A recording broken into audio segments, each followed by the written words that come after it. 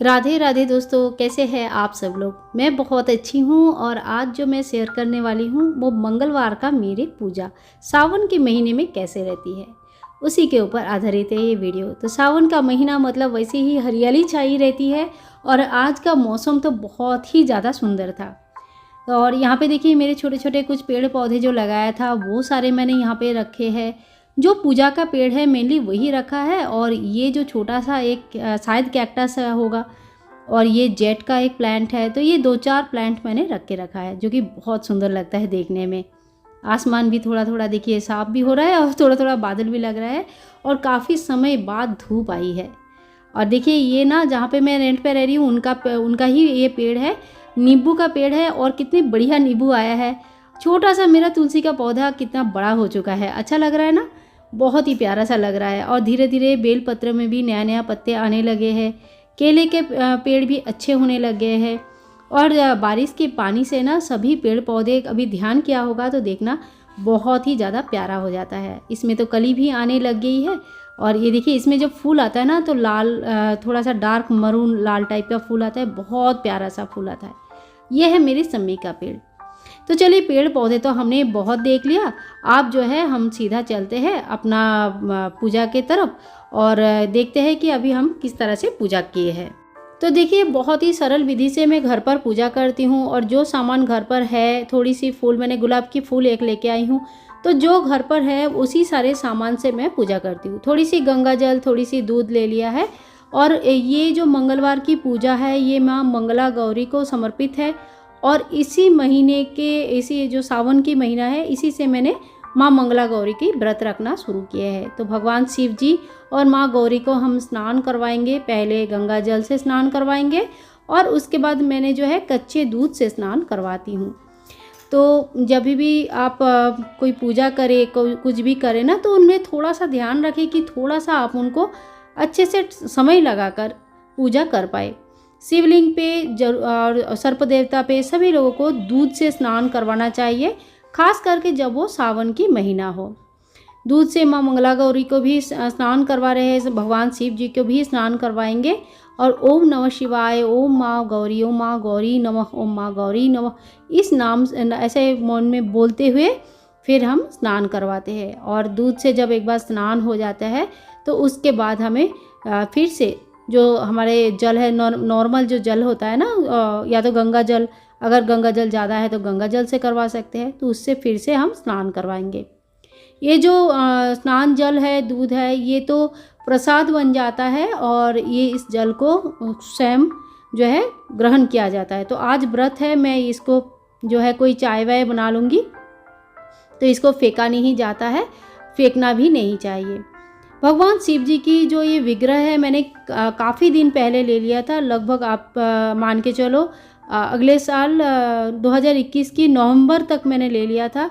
मुझे ये शिव जी के विग्रह इतना पसंद आ गया था कि मैं ना बहुत सोच रही थी कि मैं लूँ नहीं लूँ करके, और फिर बाद में मैंने ले लिया। मुंबई में रहते रहते ही मैंने ये लिया था, पर सच मानो तो कभी इनकी स्थापना नहीं कर पाई, ना शिवरात्रि में, ना कभी, पता नहीं क्यों। जिस दिन स्थापना करने के लिए सोचा होगा उस दिन कुछ ना कुछ वजह से मैं भूल जाती थी, या कुछ भी होता था, उनकी स्थापना नहीं हो पाती थी।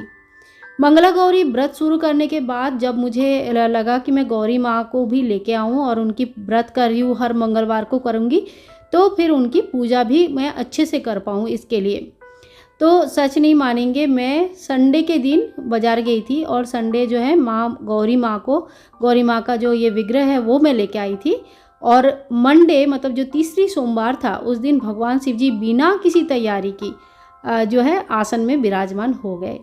तो ये एक तरफ से उनके आशीर्वाद भी कह सकते हैं, उनकी मर्जी भी कह सकते हैं कि माँ गौरी के बिना वो जो है मेरे मंदिर में स्थापना करने ही, मतलब वो बैठना ही नहीं चाहते थे।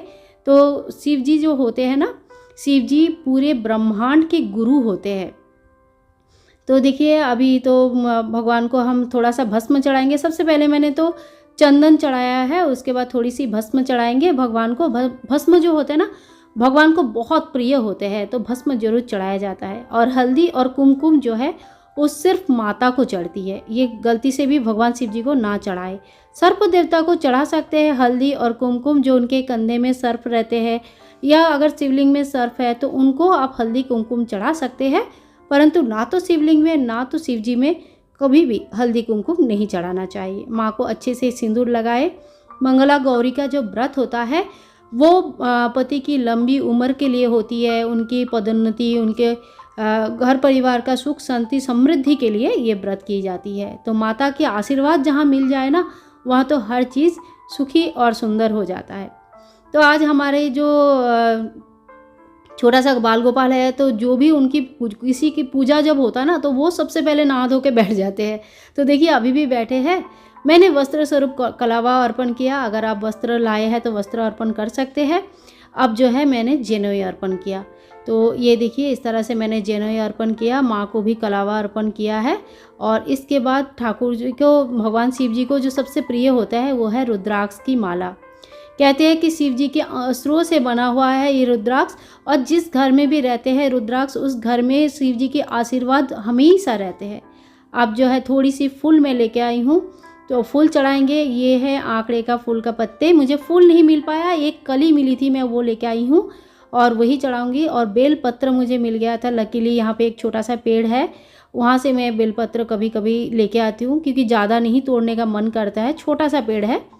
तो देखिए बेल पत्र मैं लेके आई हूँ। शिवलिंग के ऊपर बेल पत्र हमेशा उल्टा चढ़ता है, यानी कि चिकना पार्ट जो है वो शिव जी को टच करते हुए रहता है। माँ को और जो शिव जी को एक गुलाब के फूल चढ़ाया है।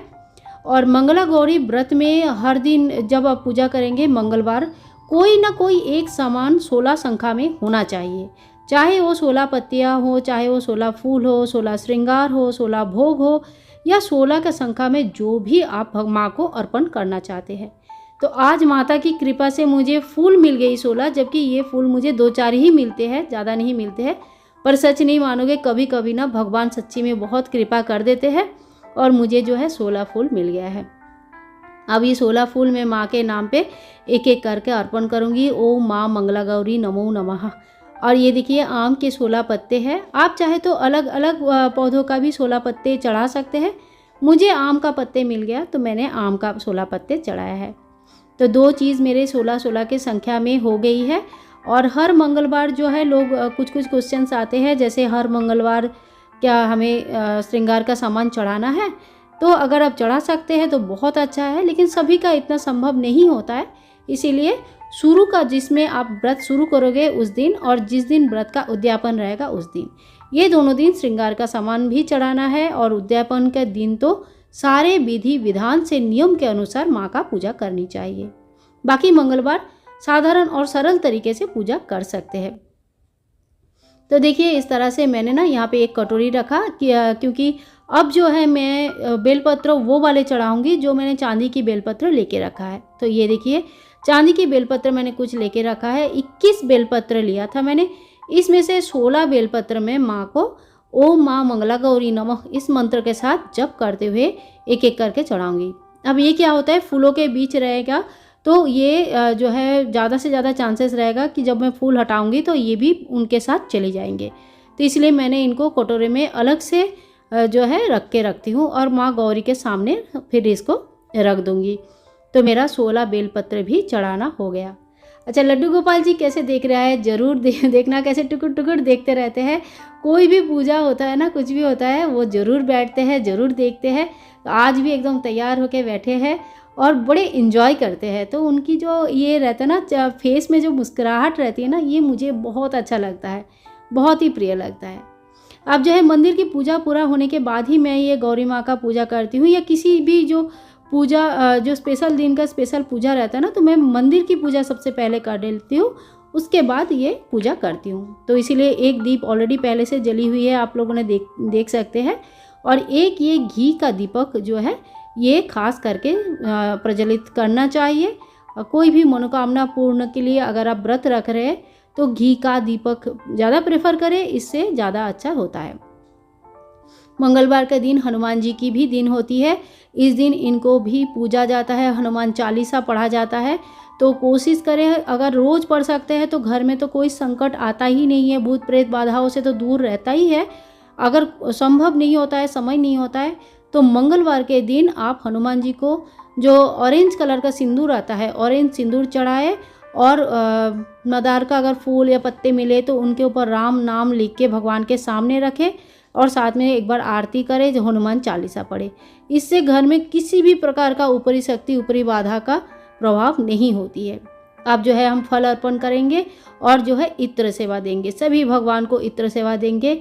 और इत्र सेवा में कोई खास पूजा रहे या ना रहे, मैं इत्र सेवा डेली सभी को देती हूँ, मुझे बड़ा अच्छा लगता है। पूरे घर में अब जो है भगवान की आरती कर लेती हूँ। तो देखिए मैं कपूर से आरती कर रही हूँ। हफ्ते में एक दिन धुनी जरूर देना चाहिए। आप चाहे तो मंगलवार या अगर सावन की सोमवार रख रहे हैं तो एक बार छोटा सा हवन घर पर कर सकते हैं। थोड़ा सा गुगुल लोबान लेके और साथ में गाय के गोबर का उपला और भी कुछ चीज़ें हैं जो मैं बता दूंगी, कभी पहले भी बता के रखा है कई बार। तो उस तरह से आप जो है घर में एक बार धुनी जरूर करना चाहिए, इससे नेगेटिव एनर्जी चली जाती है। साथ साथ में मन में एक जोर आता है, एक पॉजिटिव एनर्जी आती है, जिससे कि हमें कोई कुछ करने का एक जोश आता है, जिससे हम उस चीज़ को सफलतापूर्वक कर सकते हैं। घर में नेगेटिविटी जब कम होता है तो झगड़ा लड़ाई भी कम होता है, साथ में सुख शांति और समृद्धि भी आती है। तो इसी तरह से देखिए हमने पूजा किया है और थोड़ी सी जो है कच्चे दूध का भोग मैंने लगाया है, क्योंकि उस दिन जो है नाग पंचमी भी थी। तो मैंने भगवान शिव जी के ऊपर जो नाग देवता विराजमान है उनके नाम पे थोड़े से कच्चे दूध का भोग लगाया था। तो देखिए इसी तरह से मैं सुबह का पूजा करती हूँ। और जो है सुबह का पूजा के बाद शाम का जो पूजा रहती है, शाम को भी इसी प्रकार से पूजा करेंगे।